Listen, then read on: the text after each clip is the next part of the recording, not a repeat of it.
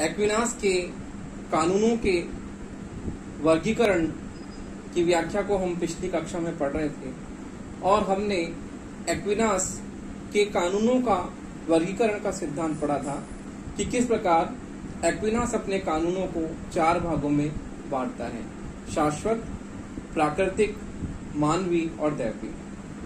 तो ईश्वरीय जो कानून हमने पढ़ा था कि ईश्वरीय कानून जो है वह मनुष्य के समझ से परे है, हर व्यक्ति को वह समझ में नहीं आ सकता है, क्योंकि वह ईश्वर की क्या है, अभिव्यंजना है, अर्थात ईश्वर ने उसे अपने हिसाब से व्यक्त किया है, तो वह हर किसी के समझ में नहीं आता है और समाज का प्रत्येक व्यक्ति उसको समझ नहीं सकता है। तो इस प्रकार से जो प्राकृतिक कानून है वह अच्छे और बुरे का अंतर प्रकृति से व्यक्ति को मिलता है कि क्या अच्छा है, क्या बुरा है, क्या सही है, क्या गलत है, और ये शाश्वत कानून से अधिक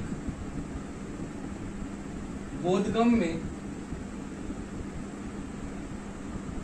अर्थात सही ढंग से समझा जा सकता है। तो देखिए, प्राकृतिक कानून जो है वह शाश्वत कानून को व्यक्ति पूरी तरह से नहीं समझ पाता है, लेकिन प्राकृतिक कानून जो है प्राकृतिक कानून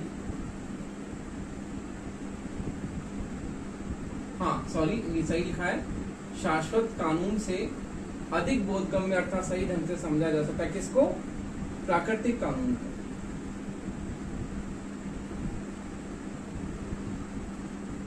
क्योंकि शाश्वत कानून को सही ढंग से नहीं समझा जा सकता है, हर व्यक्ति उसे सही ढंग से नहीं समझ सकता है, जबकि प्राकृतिक कानून जो है वह सही ढंग से समझ में आता है और जीवन की सुरक्षा करना व्यक्ति का दायित्व है। ये भी प्राकृतिक कानून से ही मिलता है कि व्यक्ति जीवन की सुरक्षा किस प्रकार से करे। तो प्राकृतिक कानून प्रकृति के द्वारा मनुष्य को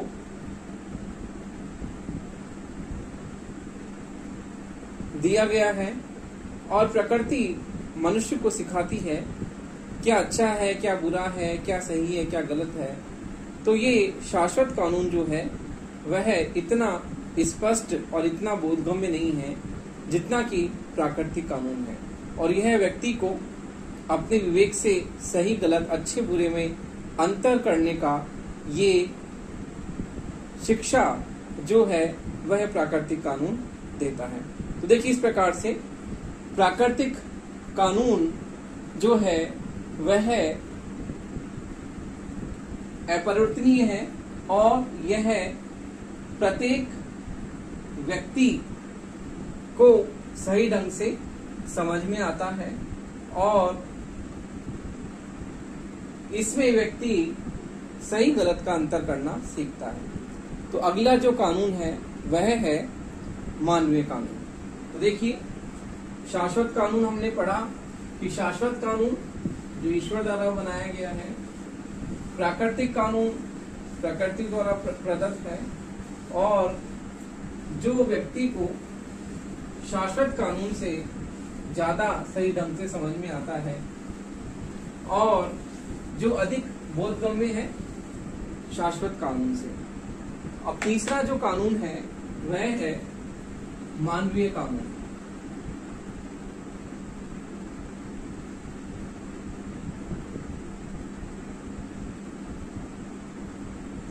तो देखिए, मानवीय कानून जिसका एक्विनास ने बहुत ही व्यापक और विशद ढंग से उसने विवेचन किया है कि मानवीय कानून क्या है। तो देखिए, मानवीय कानून मानव द्वारा निर्मित कानून है। मानव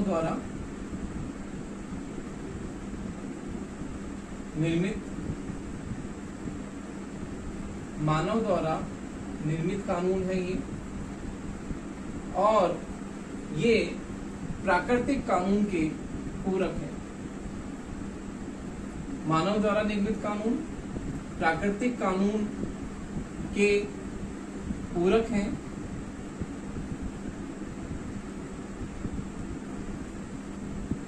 किस तरह से पूरक है प्राकृतिक कानून के? देखिए, प्राकृतिक कानून में ये सही ढंग से स्पष्ट नहीं होता है कि उसमें जैसे चोरी और हत्या जो है ये अपराध की श्रेणी में आती है, तो प्राकृतिक कानून इसको अपराध की श्रेणी में सही ढंग से इनको रख नहीं पाता है। और उसी प्रकार उसमें सबसे पहले तो अपराध मानना, फिर इसके बाद में अपराध मानने के बाद में दंड की व्यवस्था, तो ये भी प्राकृतिक कानून में नहीं है। तो देखिए, प्राकृतिक कानून के पूरक हैं मानवीय कानून, और मानवीय कानून मानव के द्वारा बनाए गए हैं। ये मानवीय विधियां हैं जिसे मानव ने अपने विवेक से सृजित किया है, और इसमें दंड की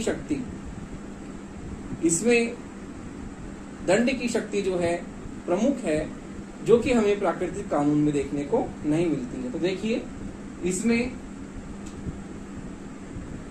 दंड की शक्ति का स्पष्ट प्रावधान है। दंड की शक्ति का स्पष्ट प्रावधान है कि यदि कोई व्यक्ति सजा, अर्थात कोई व्यक्ति ऐसा कार्य करता है जिसके करने से, जैसे कि वह चोरी करता है, हत्या करता है, अर्थात कोई भी अपराध करता है, तो व्यक्ति कोई भी अपराध करता है तो अपराध करने के बाद में उसे दंड दिया जाना बहुत ही जरूरी है। यदि उसे दंड नहीं मिलेगा तो वह अपराध बार बार करता रहेगा। इस कारण से एक्विनास ये कहता है कि मानव ने अपनी बुद्धि से इन कानूनों को निर्मित किया है, इन नियमों को सृजित किया है, बनाया है, और ये कानून जो है वो मानव द्वारा निर्मित है, और इसके पीछे दंड की शक्ति है। यदि कोई व्यक्ति अपराध करता है तो अपराध करने के बाद में उसे निश्चित रूप से दंड मिलना चाहिए।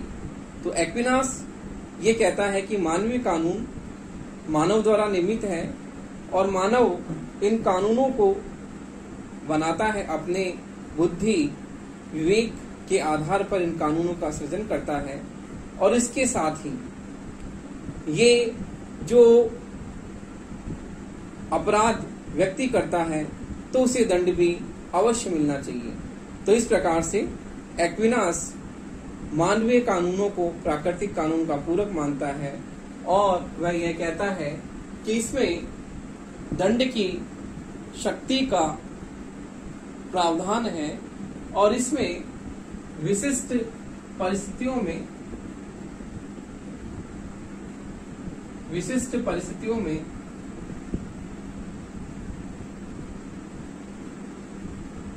विशेष प्रकार के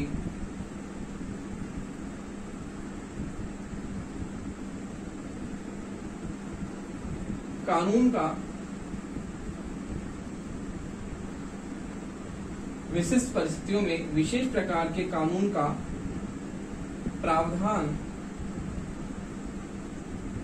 होता है। विशिष्ट परिस्थितियों में विशेष प्रकार के कानूनों का प्रावधान मानवीय कानूनों में होता है। मानवीय कानून, और यह केवल मानवीय जगत पर ही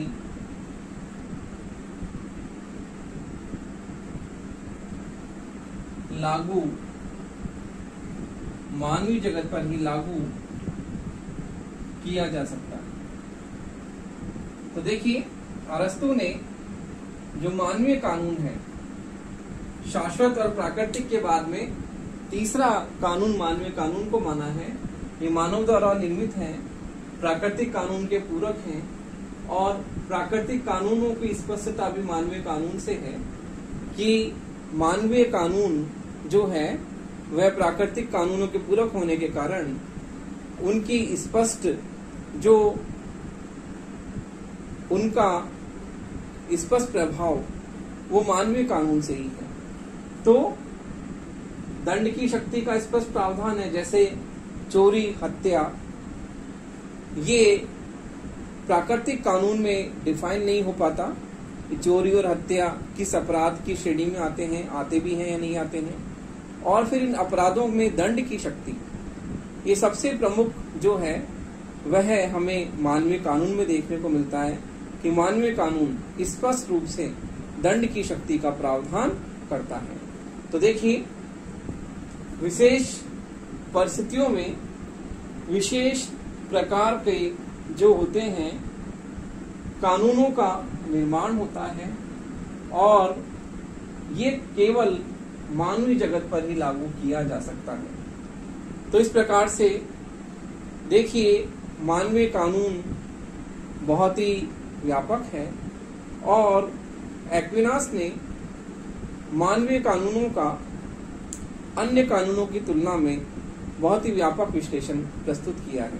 और आपके हमेशा एक्विनास का कानूनों का प्रश्न कई बार पूछा जाता है कि एक्विनास के कानूनों का वर्गीकरण की व्याख्या को स्पष्ट रूप से इसे बताइए। तो देखिए, मानवीय कानून केवल मानवीय जगत पर ही इसको हम लागू कर सकते हैं। तो देखिए, इसकी विशेषताएं जो है वो बताते हैं।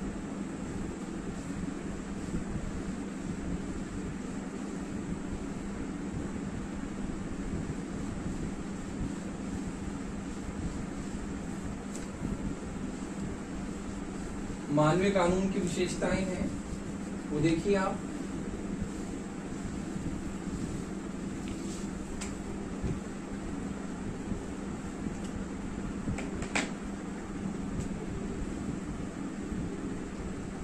मानवीय कानून की विशेषताएं।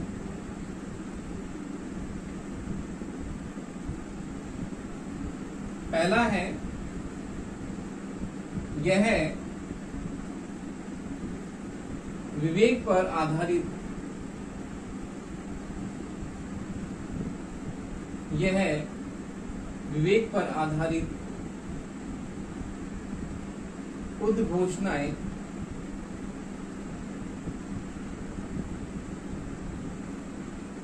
हैं। यह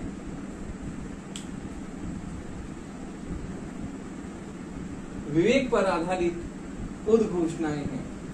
किस प्रकार से मानवीय कानून जो है राजा या शासक की मनमानी पर नहीं होता, मानवीय विवेक पर आधारित होता है। अर्थात राजा या शासक की मनमानी इस कानून में नहीं होती है। मानवीय कानून में सबसे प्रमुख बात यह है कि ये विवेक पर आधारित होता है और मानव अपने विवेक पर आधारित इन कानूनों का सृजन करता है। अगली विशेषता है, देखिए, मानवीय कानून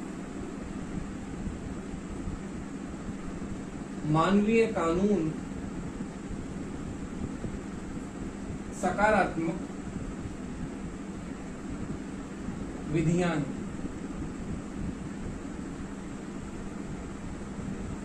कैसे? मानवीय कानून सकारात्मक विधियां ऐसे हैं, ये समय विशेष पर मानवीय आवश्यकताओं की पूर्ति के लिए इनका सृजन किया जाता है, इन्हीं रचा जाता है। किस प्रकार से, जब जैसे किसी विशेष परिस्थिति में किसी से विशेष प्रकार का कोई ऐसा कृत्य हो गया है जो कि अपराध की श्रेणी में आता है, तो उसी समय उस विशेष अपराध के लिए विशेष तरह के दंड की व्यवस्था की जाती है। तो ये इस प्रकार से इसमें ये आता है कि मानवीय आवश्यकताओं की पूर्ति के लिए इसे सृजित किया जाता है और यह इसे कानून या संवैधानिक कानून भी कहा जाता है। संवैधानिक कानून का मतलब जिस कानून के नियम स्पष्ट होते हैं और परिभाषित होते हैं, कि सुस्पष्ट रूप से परिभाषित हैं कि इस कानून को यदि किसी के द्वारा ऐसी नियमावली होती है जिसमें कानूनों की स्पष्ट व्याख्या होती है, जैसे कि संविधान में होता है कि किस प्रकार से पूरे शासन की नियमावली लिखी होती है, तो ये जो है ये संवैधानिक कानून इन्हें कहा जा सकता है। और ये व्यक्ति में उचित अनुचित सत असत सही गलत इन सब का निर्णय इसमें होता है। अगला है मानवीय कानून। मानवीय कानून सामान्य हित की पूर्ति के साधन है।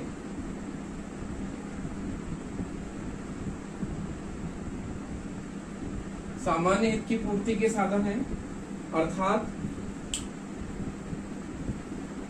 जिस कानून से अधिक से अधिक लोगों का कल्याण होता है या जो सामान्य हित लोक कल्याण से प्रेरित होता है, उसकी बात इसमें कही गई है कि सामान्य हित की पूर्ति के साधन है। ये विशेष व्यक्ति या विशेष वर्ग के लिए नहीं है, विशेष वर्ग के लिए नहीं, बल्कि सभी लोगों के लिए। सामान्य का मतलब सामुदायिक हित, सामुदायिक हित की बात होती है, अर्थात सभी लोगों का कल्याण जिसमें होता है उसकी बात होती है, अर्थात सभी लोगों के कल्याण से ये क्या है, प्रेरित है। अगला है मानवीय कानून।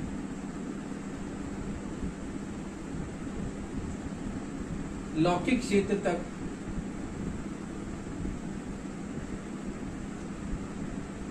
सीमित।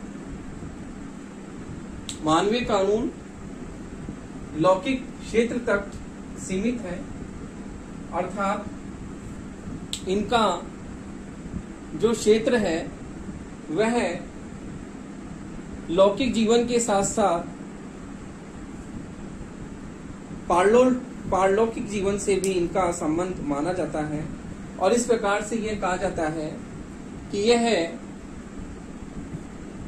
लेकिन मानवीय कानूनों का जो संबंध है वह पारलौकिक के स्थान पर,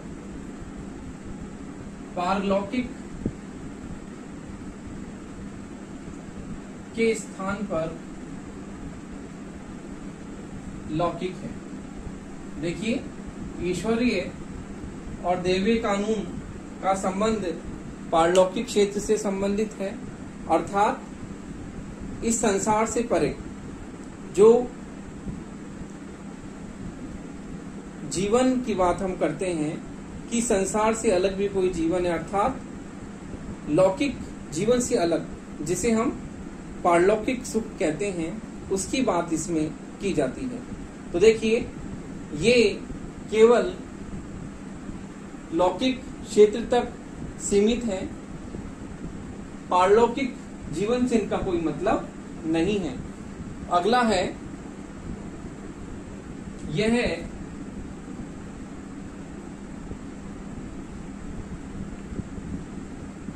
सार्वजनिक हित के साथ, सार्वजनिक हित के साथ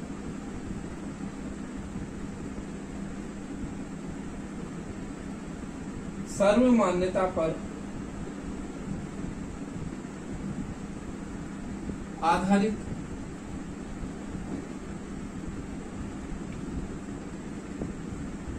सार्वजनिक हित के साथ साथ सर्व मान्यता पर आधारित है। अर्थात सार्वजनिक हित के साथ साथ जो सभी लोगों की मान्यता, उनके विश्वास, वो भी इसमें शामिल होते हैं। तो इस प्रकार से हम ये कह सकते हैं कि यह सार्वजनिक हित के साथ साथ सर्व मान्यता पर भी आधारित है। अर्थात सभी की मान्यता, सभी के विश्वास भी इसमें शामिल होते हैं। अगला है,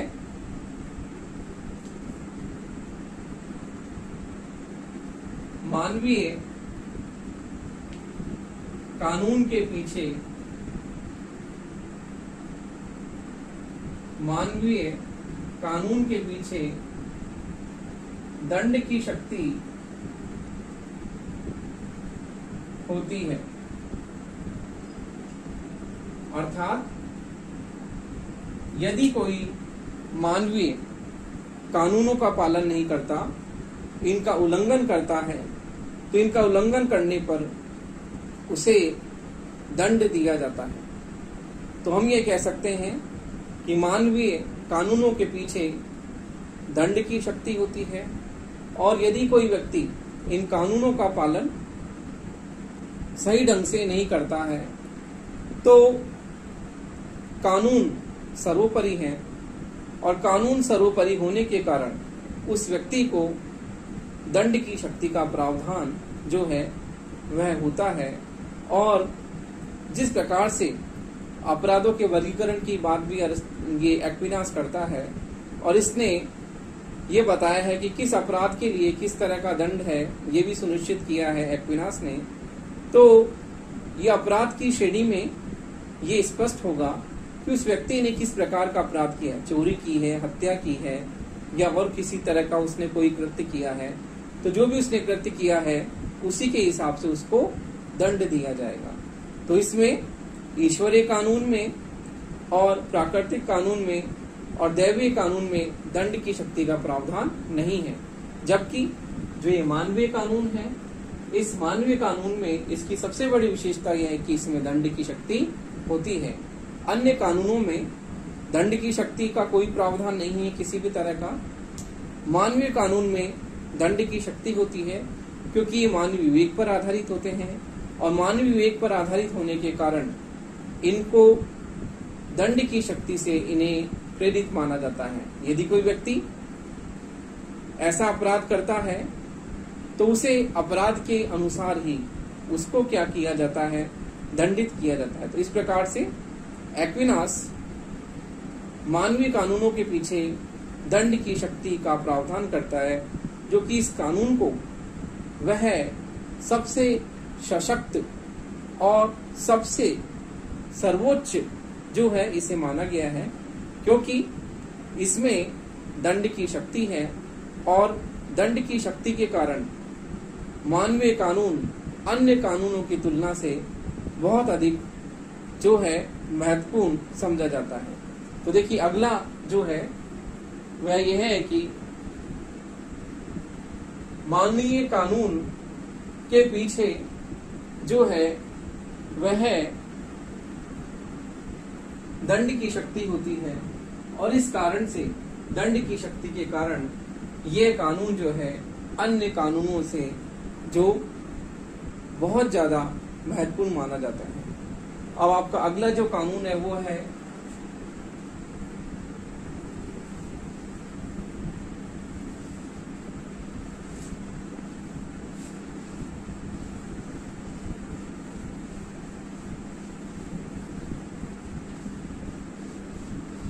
अगला कानून है दैवीय कानून।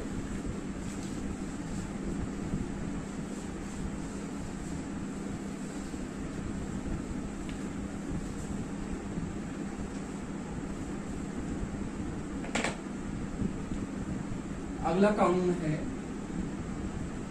दैवीय कानून।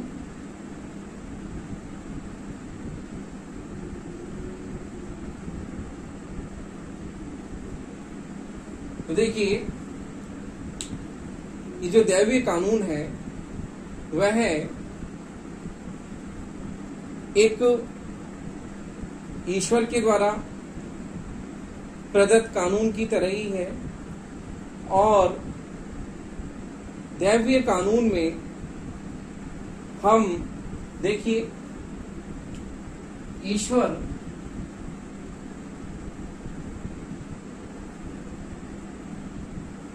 के द्वारा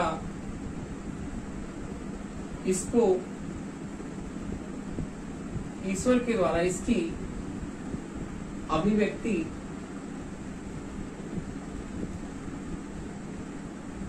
अभिव्यक्ति या अभिव्यंजना मानी जाती है। ये कहा जाता है कि ईश्वरीय कानून की तरह ही जो दैवीय कानून है वो भी इसी प्रकार से है, जिस प्रकार से दैवीय कानून में हम ईश्वरीय कानून को मानते हैं, ईश्वरीय कानून की तरह ही इसे माना जाता है। और इसका आधार दैवीय कानून की तरह ही है कि जो दैवीय विधियां हैं वो मनुष्य में जो कमियां हैं उन कमियों को पूरी करने के लिए बनाई गई हैं। और मनुष्य दैवीय जो विधियां हैं उन विधियों के अनुरूप ही क्या करे, कार्य करे। मनुष्य में कुछ कमियां पाई जाती हैं और जो दैवीय विधियां हैं, ईश्वरीय विधियां हैं, वो उसमें कमियों को, मानवीय कमियों को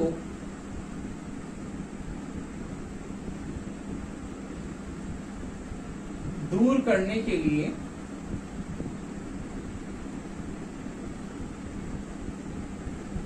बनाई जाती है। अर्थात जो ईश्वरीय अभिव्यक्तियां हैं वह मनुष्य में उत्पन्न जो बुराइयां हैं, कमियां हैं, उन कमियों को दूर करने के लिए दैवीय विधियां बनाई जाती हैं। और ये पुराने जो हमारे धर्म नियम हैं, पुराने धर्म या नियम या बाइबल की